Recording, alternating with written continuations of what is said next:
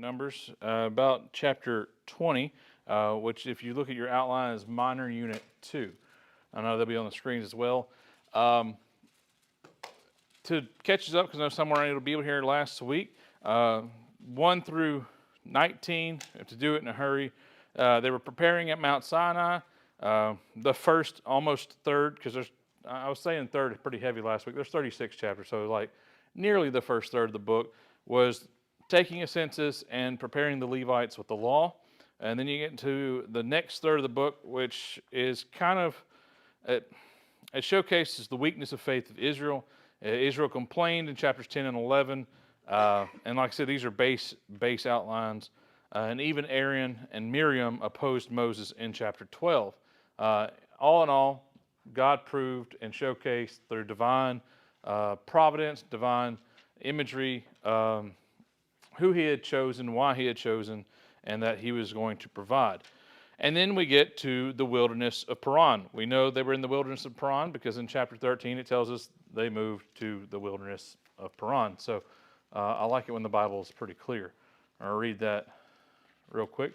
Yeah, chapter 13, verse 1 says, "And the Lord spoke to Moses, saying, Send out men that they may explore the land of Canaan after they had camped at the end of chapter 12, in quote, the wilderness of Paran." So chapter 12, verse 16 says, after they set out, they camped in a new area. And then they sent spies into the Canaan land to spy on the land of Canaan. And that was chapters 13 and 14. We know how that went. 2 believed, 10 said it's impossible. After they failed to heed God's direction twice in those 2 chapters, once saying, take the land, and then they didn't. And then God said, okay, fine, then don't. And they said, we will, because they're really stubborn and hard-headed. And so in chapter 15, the laws were reaffirmed. And then chapter 16 through 19 talk about a rebellion within Israel by the people of Korah. We talked about how it was Korah, a man of the Levites, and 2 other men that really heated that up. And there was a divine judgment and divine punishment upon those that tried to overthrow the office of Moses and Aaron. They were specifically trying to take Moses and Aaron's jobs essentially away from them and give them to another body of people. And God made it clear that was not to be the case. On the paper that I handed you tonight, if you got last week's questions last week, you look now to the questions I handed you tonight, and you'll see, once I get mine, after the 23rd question, you'll have verses to know from the passages. That starts on one side and it goes to the back side. Also on the back side, I wanted to share this with you, we have this chiasm, and like I said, it's right there about my sources. David Dorsey was the one who had kind of crafted this. What this chiasm is, it showcases that the budding of Aaron's rod was at the center point of essentially chapters 10 through 21. And that 10 through 21 had this focus on the budding of Aaron's rod down in verse 17. And you can read that, follow that along, go along, read each of those passages in correlation to one another, and you see this beautiful dynamic that really highlights the budding of Aaron's rod. Why would that be important? It's God's promise of bringing death to life. That's a simple thing. Not only did it confirm Aaron as the chosen priest to take over the priesthood or to lead the priesthood and his descendancies to be the priesthood, not only did it secure the right to Aaron and his children rather than other Levitical families, not only did it stop or put an end to the rebellion by saying this is whom God has chosen, but it also showcased God's power over restoring life to things that had died. And there's many things to take out of that. Like I said, that little journey you can do on your own. I encourage you to study it as you can. But a beautiful little thing to look at. I wanted to include it for you in that. All right, so now we're to chapter 20. Chapter 20 is like we're in this what we didn't like to establish like this, but we called it a minor unit, even though some major things happen in it. It's a minor unit simply because it covers only 2 chapters. And this is the leaving of the wilderness of Paran. So they're beginning to advance. They're beginning to move forward in God's plan. But something major happens in chapter 20 in verses 1 through 13, and that is Moses commits a sin in front of the people and in front of God. In this passage 1 through 20, simply the children of Israel were complaining. Again, shocker, I know, but they wanted water. And then there's a fun little rabbit hole, if you want to take it, about Miriam had passed away, and then they began to ask for water. I'm not going to do that tonight. I've got another thing I want to chase tonight. We'll do Miriam maybe another night. Regardless, the children of Israel began to look for water. Moses went before the Lord saying, the people are begging again, they want water. But again, we talked about the number of people that were out in the wilderness, and providing water for a body of people that large would have been a major concern. And when they got concerned, they went to Moses saying, hey, where's our water? He went before God again. God said, speak to the rock. Now, we've seen something very similar before. Moses was to strike the rock. This time, it was very different. God said, speak to the rock. But Moses, in his anger, struck the rock a second time. And something else for you to study is the difference between the rod of Pharaoh and the staff of a shepherd. The rod of an authoritarian and the staff of a shepherd. The rod was cruel and the staff was kind. And here he struck as with a rod the rock. Now this was symbolic because the rock was to represent Christ. Just as we talked about this morning, the foundation of faith is Christ. He's the cornerstone. He's the foundation. We build upon the solid rock our faith, not the shifting sands. This rock analogy was not new today. This rock analogy was being used here. And when he first struck the rock, it was to symbolize the smiting of Christ being the payment, the what was going to happen and be necessary to bring about the living water. Well, now here our symbolism shifted. He was supposed to speak to the rock rather than strike it, because Christ was to be stricken once or smote once, and then there was just that communal nature. That was one of the imageries. Like I said, there's imageries about the difference between the rod and the staff. The rod of Pharaoh oppressed the people of Israel. The staff of the shepherd was to kindly lead them. Fast forward, Psalm 23, probably the most famous psalm, the image of a shepherd leading the sheep beside the still water, leading them to a place that is vibrant and life-bringing. Here he was simply supposed to speak to the rock. He didn't. He struck it, and God corrected him for it. There was a punishment that would come about. He was then not able to. He was no longer going to be blessed to enter into the promised land himself. He was never going to make it to where God had promised his ancestors and his future generations. Instead, at the end of Moses' life, which we will get to, Moses was brought up the mountain, Mount Pisgah, I think. He saw it, and then he died. So he at least got to see it. God said, I'll let you have one blessing. I'll let you see it. But then in my personal, very much perspective, he went to a better promised land. And so, but that's what caused that. Well, that's why Moses never entered. He sinned here in this chapter, in the first half of chapter 20. The second half of chapter 20 deals with the death of Aaron and how they mourned for a month afterwards. Then we get in chapter 21, and if time permits, we will come back to chapter 21 at the end, because that's where my little rabbit chase wants to begin, and I'd rather do it at the end so we can have our solidified stuff now and our speculation later. So after Aaron passed away, after Edom had denied passage to Israel, they get to Arad, king of the Canaanites, which lived in the Negev Valley. They conquered him, as short as that can be. They defeated him and moved on.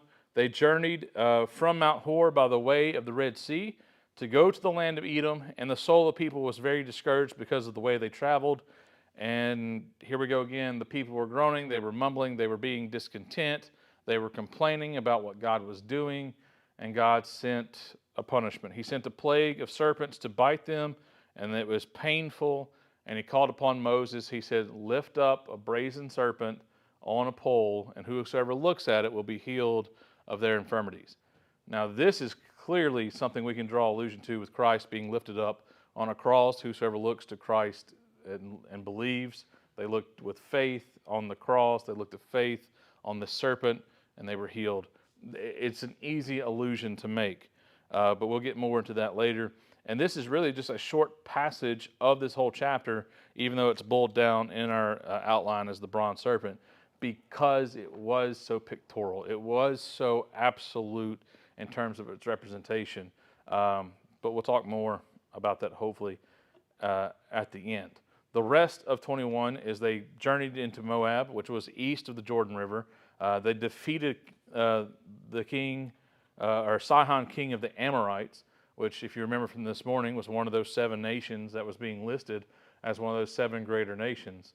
The Canaanites were one that started this chapter. The Amorites were one towards the middle of this chapter.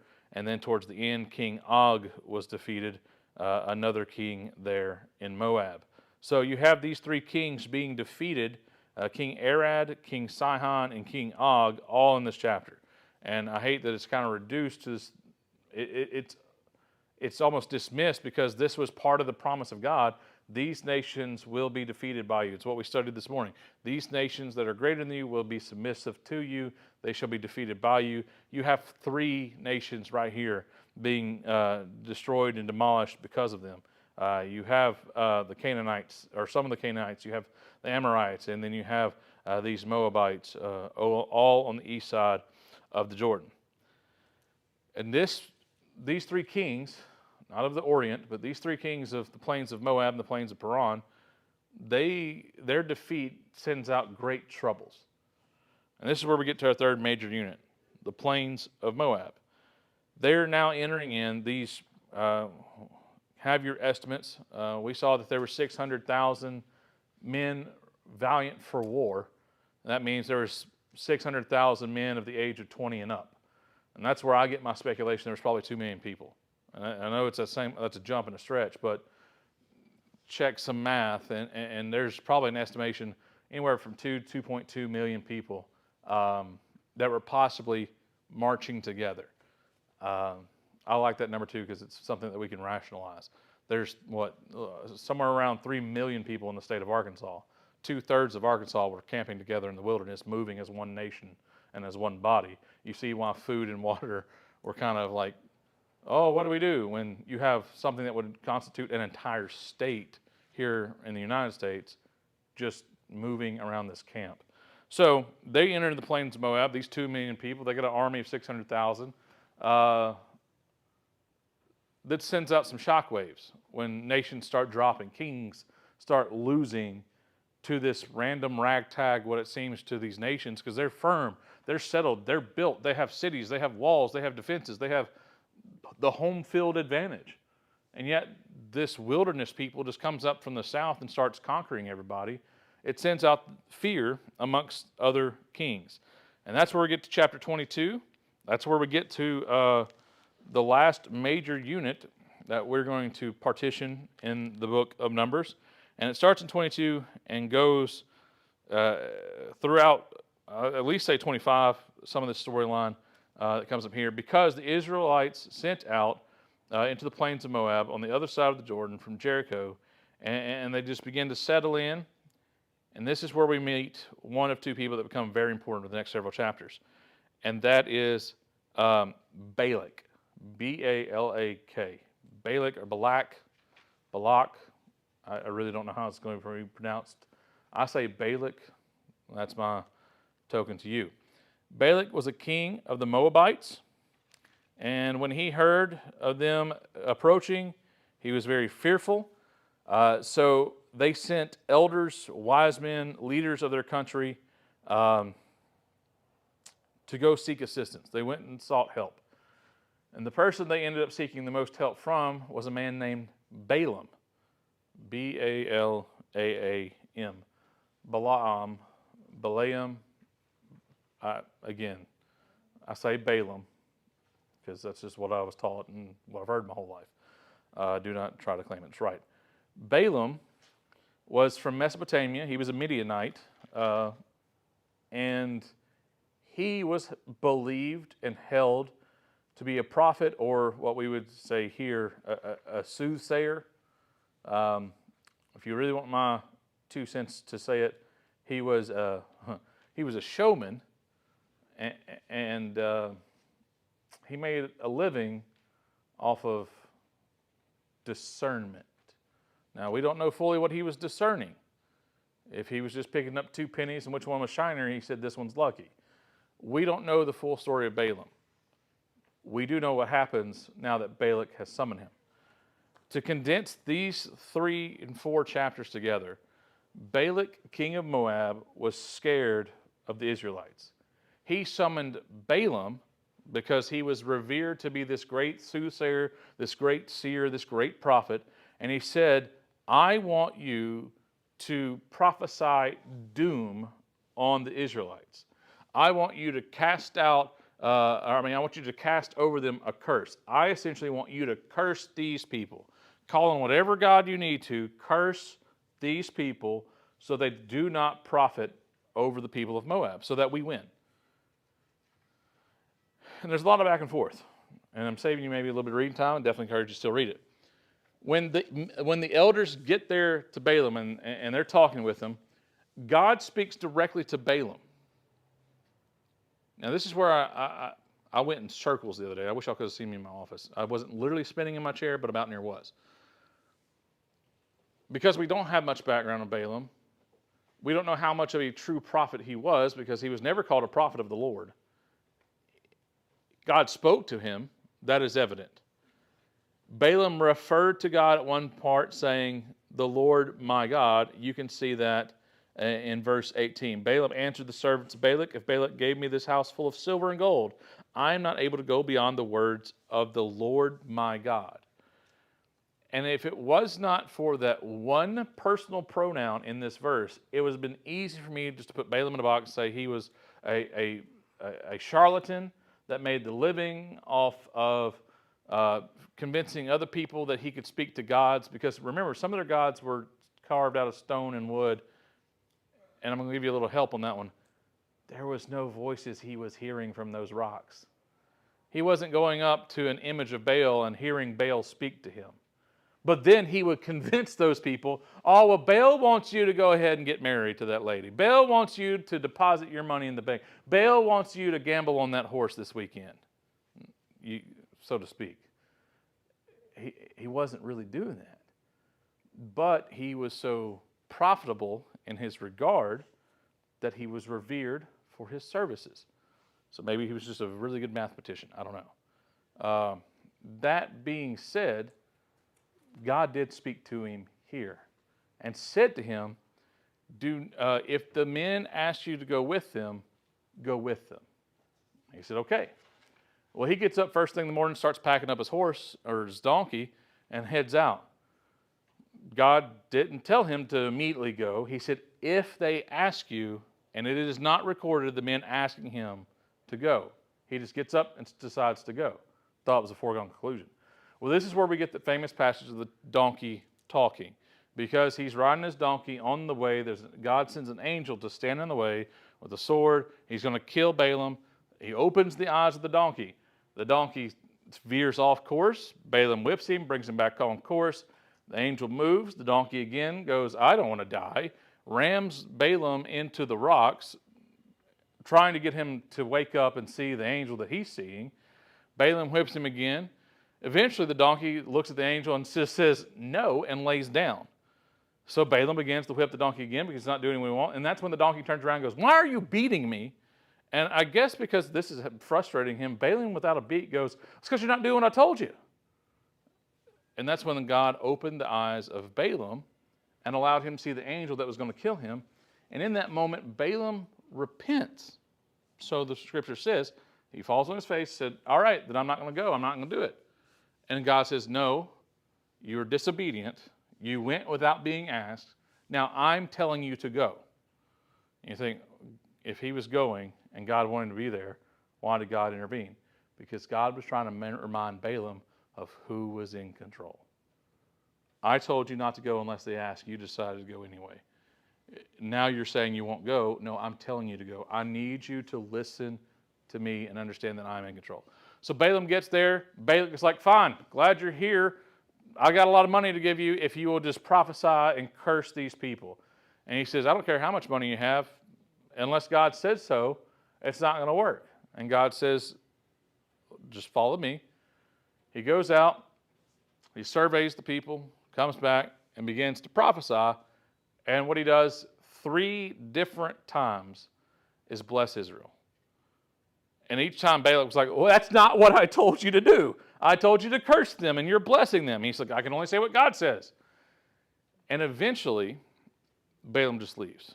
He gives a fourth, in chapter 23, well, at the very end of 22 and 23 is Balaam's first blessing, or first prophecy.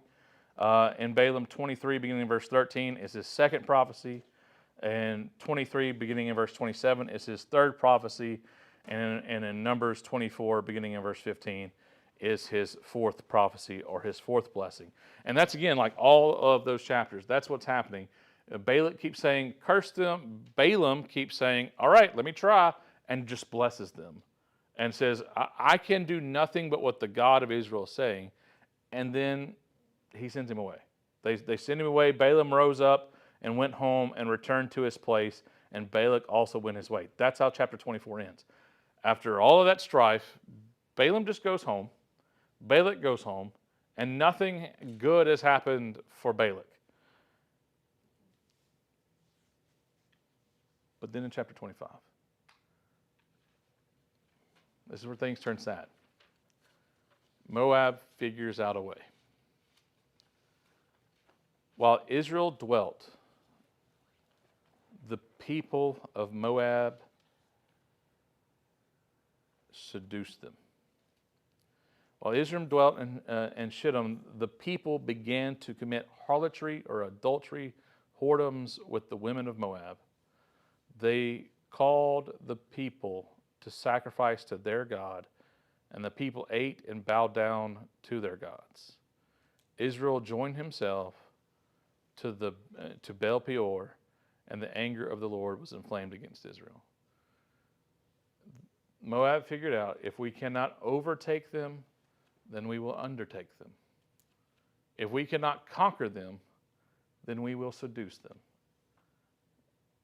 We will mingle them in until they are so diluted they are no different than us. And I guess you can figure out what happens next. The Lord says to Moses, there's going to be a punishment. Take all the chiefs of the people, hang them, because they are not leading Israel correctly. We're going to restart essentially our leadership and our government of Israel. Take the leaders, take the chiefs, hang them openly. And so he did.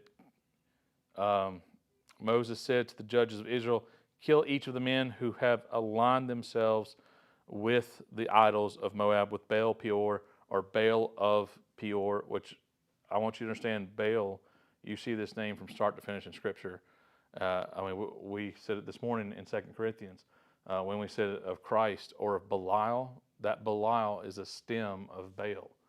This is the same deity that's being worshipped time and time again all across ancient Israel, all across that ancient land of Canaan, in that area. He's spread around, and that's why, Beelzebub, we know that name.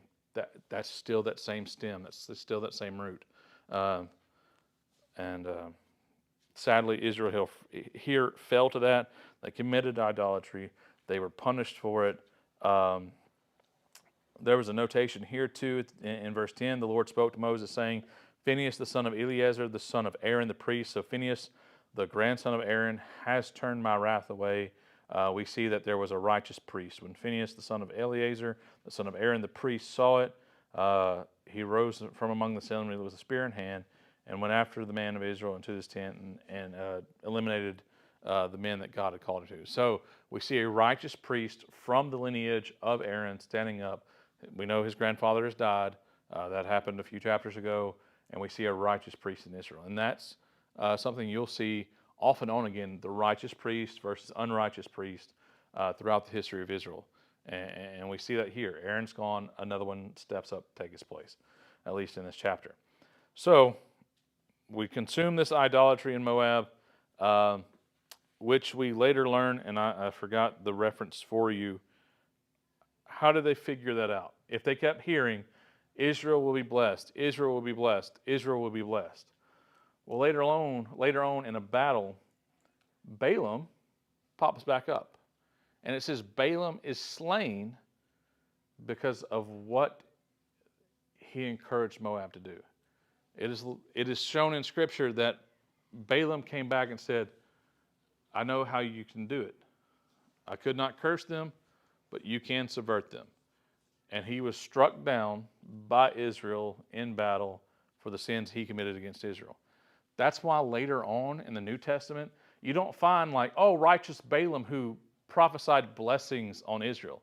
No, no, no. It's always unrighteous Balaam, because despite him just being the mouthpiece that God used to say, regardless of what you do, Balak, I'm going to bless my people as long as they follow after me. I'm going to give them your land. I'm going to give them your cities. I'm going to give them your crown. They're my people. You can't stop it. Balaam still tried to subvert the people of Israel. He still tried to please the king of Moab, and he sent word about like, well, just let them mingle. Let them, if they're supposed to be so set apart, then don't let them be set apart. And he was punished for it. We see later on, like I said in the New Testament, I think Peter and Revelation both speak about the unrighteous and sinful nature of Balaam, because he subverted the nation of Israel. So put that feather in your bow too. Chapters 26 and 27 is the second census. We talked about the book of Numbers being called the book of Numbers because there was two countings of people. The first first 4 chapters was a census, and now these 2 chapters are a census as well. The people are numbered throughout these passages, and again, these are important because we get to understand just how many they were dealing with. Like we understand the amount just plainly. They were counted by Moses and Eleazar the priest, Phinehas' father. So we see him acting righteously here too. They counted the children of Israel by the plains of Moab by Jordan, near Jericho. Among them, there was not a man counted by Moses and Aaron the priest when they counted the children of Israel in the wilderness of Sinai. And now that's important. They said, when we counted them in Sinai, the men that we specifically set aside and counted, none of them remained alive. Which was what? The fulfillment of God's promise that that generation would die away. So when they numbered back in the beginning of Numbers, or there at Mount Sinai, the men 20 and up that were men of war, none of those were left alive here. By the time they were going to enter in the promised land, God's promise of his punishment had come to pass. None of those men 20 and up, when they were numbered at Sinai, were about to cross over the Jordan. So that was signifying that God was bringing them to the end of that punishment, that their time in the wilderness had come to an end. There was surely, and it says here at the end of chapter 26, because the Lord had said of them, they will surely die in the wilderness, and there was not a man left of them except Caleb, the son of Jephunneh, and Joshua, the son of Nun, the 2 righteous spies. And remember, Aaron's dead, Moses is about to die, and before they cross over, Joshua and Caleb are the only 2 left. Super important. All right. In chapter 27, we see even Joshua being anointed to be the successor to Moses. Moses' time was going to come to an end, and the Lord said to Moses, we need to set someone in your place so there's not confusion or rebellion. And Joshua was chosen by the Lord. In chapter 27, verse 18, the Lord said to Moses, take Joshua the son of Nun, a man in whom is the Spirit, and lay your hand on him and bring him in as the next leader of Israel. So he was anointed to take the place of Moses after the death of Moses. Chapters 28, 29, and 30. Remember, they're about to cross over in the timeline into the promised land. So we have daily offerings, we have Sabbath offerings, monthly offerings, the Passover offerings, offerings for the feast, all being reminded here, all being reconsidered. The law about committing vows, all of this was being reiterated at the entrance of Jordan. It was essentially just them going, we have told you this time and time again, you're about to go over where all of this is going to finally settle. Remember what God has declared. Because you got to think, it's been since Mount Sinai, it's been 40 years in between. Can you forget something in 40 years? Oh. Amen. So they needed that resettled. And then chapter 31 through 36, this is a grand generalization. It's essentially just victory in the promised land, which is what you see it being titled. There's vengeance on the Midianites to start chapter 31, the divide, the spoil of war. Tribes began to settle. And then in chapter 33, there's a recounting of Israel's journey about how they got to where they were. And then in chapter 34, borders began to be talked about. Leaders are set to divide the land, so they're starting to talk about who gets what now that they're there. Then in chapter 35, there's the addressment of the Levites, because remember, the Levites didn't have a specific designation given just to them. They were not given a specific region to live in, but were given specific cities instead inside each of the other tribes. So they didn't have one region to themselves, but they did have cities set up for them amongst every tribe. Now let's think about that for like 3 seconds, and we can figure that out. Why were the Levites not given one region, but to be dispersed amongst the regions, so that there would be priests in every region? That makes sense now. That the priesthood would be split amongst the 12 tribal regions, and then also in chapter 35 were the cities of refuge, which were literally just cities set up so that if certain laws were broken, it would be safe havens for those. And it was mostly like the accidental death. We would call it like manslaughter day. If someone brought about the death of someone else, not vengefully, not purposefully, but maybe my ox got out and killed your husband, and you wanted to have revenge on me. There was safe havens and cities of refuge where things could be settled, and it was just a place of peace.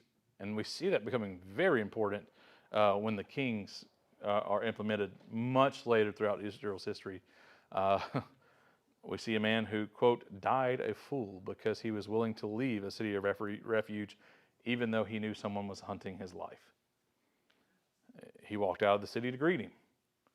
And Abner died a fool, David said, because he was safe within the gates, but he left the gates. And that's a big lesson too. Last chapter also deals with some marriage laws, and that's how it concludes. It concludes in verse 13. These are the commandments and the judgments which the Lord commanded and judged and gave judgments by the hand of Moses to the children of Israel in the plains of Moab by Jordan near Jericho. And you see those terms being used again and again and again because they're setting up for what happens next. They're going to cross the Jordan. The first thing they do is they take Jericho and they begin to march inward and take the promised land, which is what they were supposed to do all along. And then we'll get into Deuteronomy. Any question or comment on Deuteronomy before we go back a little bit? So they were in the desert 40 years, right? Just wandering around. Circling, yeah, on the Sinai Peninsula, which is, yes, very desert, but a lot of sand. And that's what kept the beauty of the imagery of the water. I will not go into a 2-hour geography lesson, but there wasn't much water some of the year, but there was flood seasons. And those flood seasons would fill basins and fill creek beds, essentially. Yeah, there would be creek beds that would be dry in the hot seasons, but when it would flood rain, it would fill those creeks. And so there was a time of plenty and a time of lean. And so in the time of plenty, it was easy to find because they were trying to avoid water at some points, I'm sure. But I'm talking about like deep canyons that fill with water. Yet in the dry seasons, water was hard to find. And that's why they would freak out and say, well, where are we going to get it from? And then they found some water that wasn't worth drinking at first, and God made it sweet enough to taste and drink. And so, yeah, but a lot of desert, a lot of uncertainty. But as we talked about, the desert, the wilderness was a chance for growth in faith and spiritual practice. It allowed them to rely, because remember, one of the major lessons God was trying to teach them is like, for these years that you've spent wandering, you've had to rely on me. You've had to rely on my manna. You've had to rely on my water. And now when you get into this promised land that's filled with milk and honey, that's overflowing with abundance and filled with what you need to grow and what you need to thrive, I don't want you to forget the God that made the land so abundant to begin with. And he was trying to hammer that lesson in. When you get to a land of abundance, don't forget the God who made it abundant to begin with. He wasn't worried about them as long as they're in the wilderness, because he was supplying everything. They would see it daily. But when they felt they were no longer needed him, he didn't want them to forget him.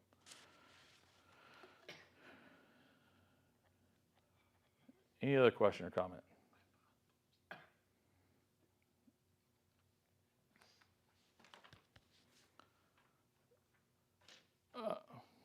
We'll stop it there. Yeah. Because I'll go into the crazy stuff without